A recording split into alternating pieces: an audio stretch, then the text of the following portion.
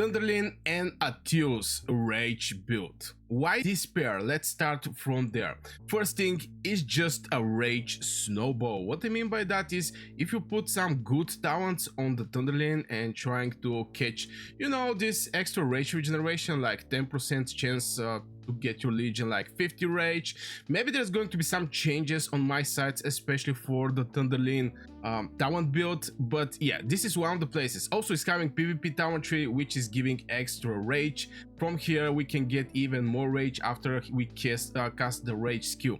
Now this is one of the things. The second one is from Atreus. Now Atreus is very underestimated hero, definitely, and the main power of this bad boy is like 20% chance to get 60 Rage. This is absolutely crazy because by the talents you're getting like 10% chance to get 50 Rage, and if you get like 3 talents with 10%, it's like 20% chance to get 50 Rage. This is 15 talent skill talent points just to achieve what this bad boy is giving in one skill.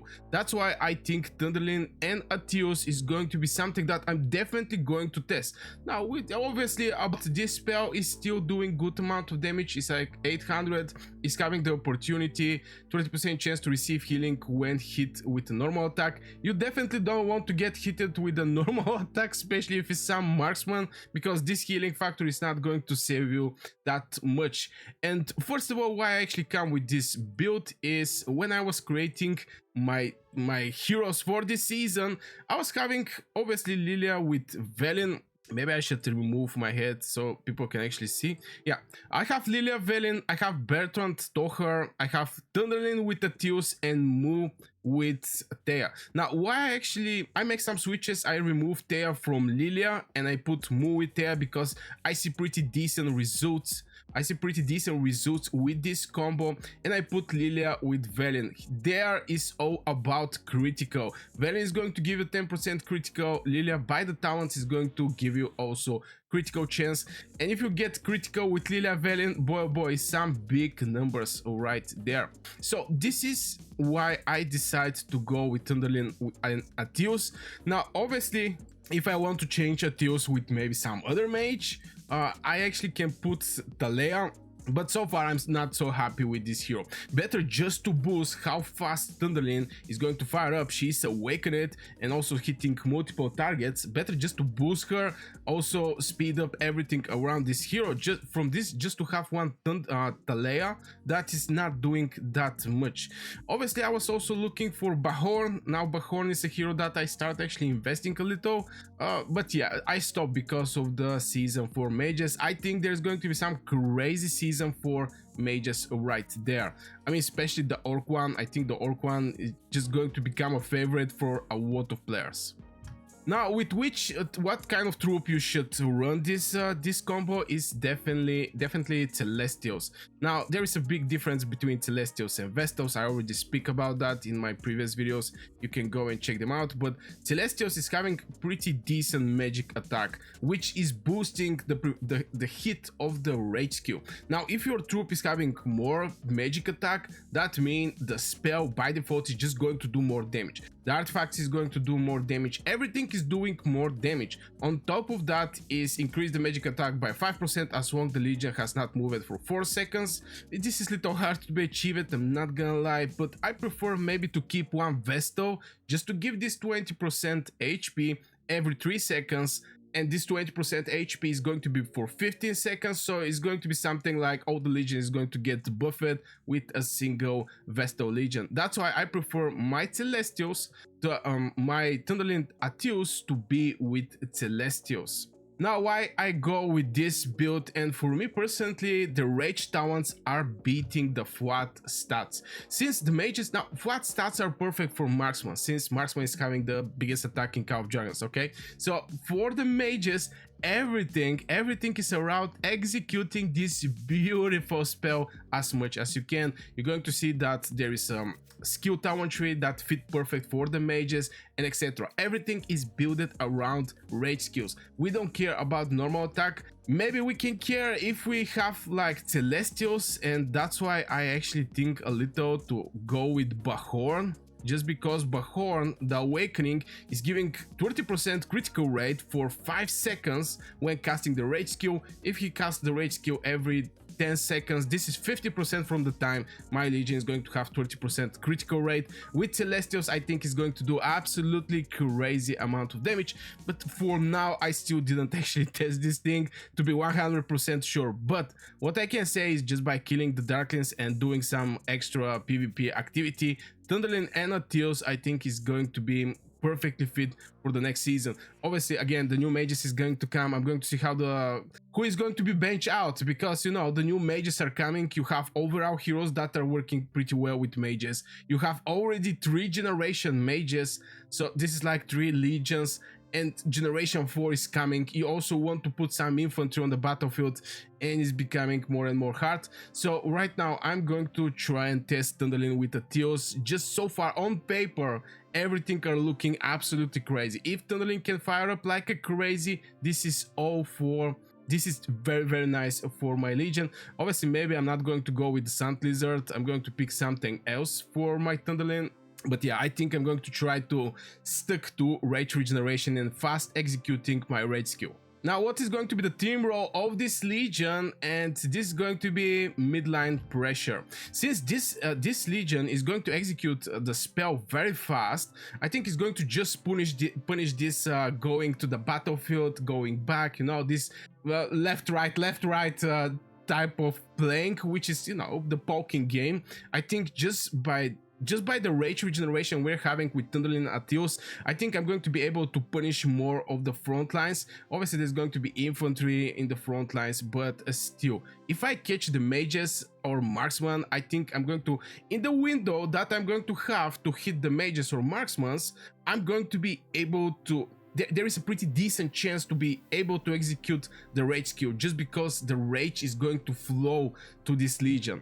And I think it's going to be a punisher, especially when the blink infantry start and etc. I think it's going to be very, very good team. What is going to be the weakness?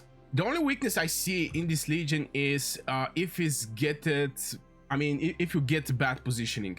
If you get bad positioning with this Legion and you get catched by the enemy infantry with some blink strategy and etc., because blink strategy is not only on the choke points. People execute blink strategy everywhere, especially if you have like 5, 6, 7 infantry blinking.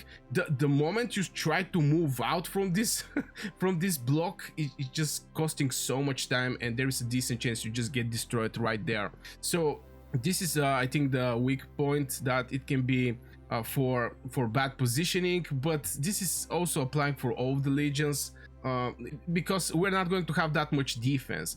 Look at the Thunderlin, very aggressive, good hero. No defense stats here, magic attack bonus, shield bonus. If you have any shields, healing with the Atios, you can get some healing when you get hit, but I strongly suggest don't get hit, okay? Skill damage factor, this is something in extra, so no defense right there. From point of Atios, absolutely the same. This is the rage regeneration. Here we're having, if the Legion composes entirely flank unit, the healing they receive 15%, 10% HP bonus. Here we're having march speed, Legion get 20% march speed and taking 10% less damage. Now damage reduction, maybe this is going to be the other defense stats, if I can actually say, and everything is coming from Atios, which is an epic hero, and epic heroes is not having that much defense stats. And yeah, I think not much in the defense. So this is the weakness of this Legion, because if you get catched somehow, you're going to get a lot of damage. So the right positioning is going to be with crucial importance for this Legion. But boy oh boy, it can crush anybody's bones with these rage cycles. And something about the positioning I can actually say is avoid the first contact. Now, when you see armies just going around, you know, maybe where I can actually say, yeah, let's say here, everybody's jumping, everybody's like gathering at one place, and on each side, and at one point everybody's jumping. Avoid to be in the front lines. Wait when the infantry go, or maybe the cavalry go, and this is going to be your time for Thunderlin and Atios to jump in the fight. This is always is going to be with the rest of your legion, because you're going to move your legions together. It's not going to be like this legion is going there, this one going right there. No, I think you should avoid the first contact, and you should avoid to be in the front lines for sure. You're not marksman, because this is a trap that mostly catch marksman heroes like I don't know, maybe Margaret or, you know, Frygard. This type of heroes that are having medium range is very easy for the marksmen to go out of positioning and get catched by the infantry with some blinks and get destroyed. That's why I think also the positioning for the mages is with crucial importance. So avoid the first contact with the enemies. Let the infantry go. Let some of the other mages and marksmen go there. Just be safe there. Now, where this legion most likely is going to shine, I think is going to be for long trades and chokes for sure, because with Atius you're going to non-stop, you know, doing some crazy amount of damage. I'm not so sure the survivability here is going to be higher level. What I mean by that is, again, not many healing there. Maybe if I keep the Sand Lizard, is going to help this legion performance, but the main blade again is going to be the rage skills, and not that many, you know, defense stats that can actually keep the sustainability. But with other legion that is also having Sand Lizard, and with Muxiang that is also doing some extra healing, our Race of Remedy right now we're having that it can actually help also, because it's doing some healing. I mean, there is a lot of healing mechanics in the season of the Rise of the Dragon season, so I think it's not going to be that squishy, this legion. But the spike of the damage this legion is going to do, I think, is going to be on the roof. And definitely I'm going to go and I'm going to make a video with the performance of this legion. So if you enjoy this type of videos, maybe hit one like and subscribe. Yeah, hit one like for this video if you enjoyed the video, and subscribe if you're looking for this type of content about the Call of Dragons. So yeah, this will be for this video, guys. I really hope you enjoyed. I wish you a great day, great week. I hope you're doing well, and see you in the next video.